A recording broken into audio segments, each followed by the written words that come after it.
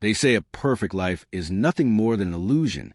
For the longest time, I believed I had it. I live in a quiet suburban neighborhood, the kind where Sundays were spent tending to pristine lawns and baking cookies for the annual block party.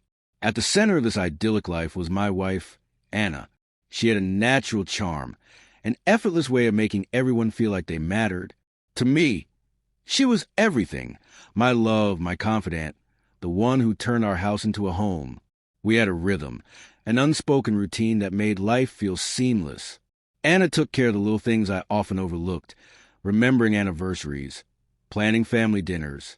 Every morning, I woke to the rich aroma of fresh coffee and the soft hum of her voice as she prepared breakfast. I never questioned our happiness. I never even considered the possibility that cracks might exist beneath the surface. Until one night, it started as something small, something easy to dismiss, but it planted the first seed of doubt. Anna was different. Subtle changes at first. Keeping her phone closer, tucking it away the second I entered the room. After dinner, she lingered in the backyard, staring into the darkness as if waiting for something. When I asked, she brushed it off with a casual excuse, claiming she was just enjoying the quiet. But it didn't feel like the truth. Then came the mood swings. One moment, she'd be laughing at a silly TV show. The next, she'd snap at me over something trivial, like a glass left on the counter. It wasn't like her. Deep down, I knew something was wrong. The turning point came late one night.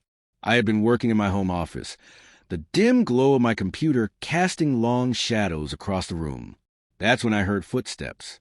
Stepping out quietly, I found Anna standing by the window, staring at the house next door, Sophie's house.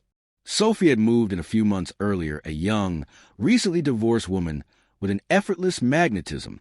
She and Anna had formed what I assumed was a casual friendship. But the way Anna looked at that house that night, it wasn't curiosity. It wasn't concern. It was something else entirely. The image of her standing there lingered in my mind, gnawing at me with an unease I couldn't shake.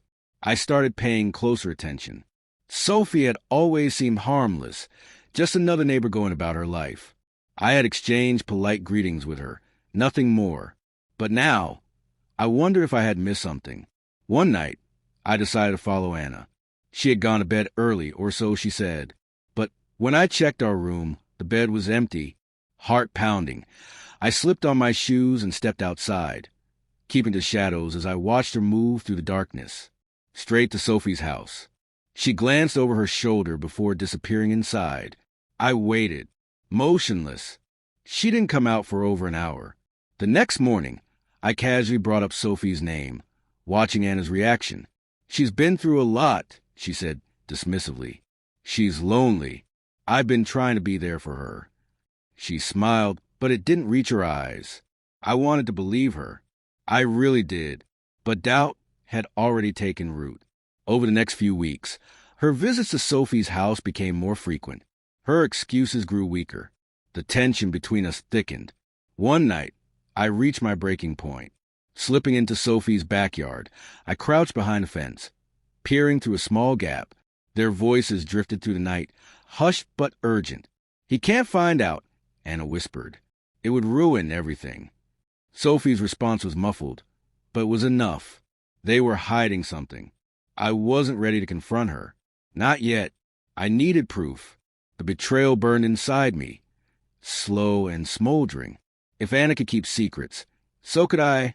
I started working late, avoiding home as much as possible. That's when Claire, a co-worker, noticed a change. She was kind, understanding. Before I knew it, I was confiding in her.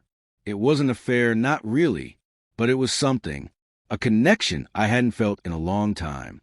The irony wasn't lost on me, but I wasn't done with Anna. Determined to uncover the truth, I installed a hidden camera in the house. I needed to catch her in the act, and I did. Late one night, I watched the footage. Anna slipped out of bed and left the house. This time, I followed, camera in hand. She went straight to Sophie's. But she wasn't alone. A man joined them. He looked familiar, but I couldn't place him. The three of them spoke in hushed tones, their faces tense. They stayed there for hours. When Anna finally returned home, I pretended to be asleep, but my mind was racing.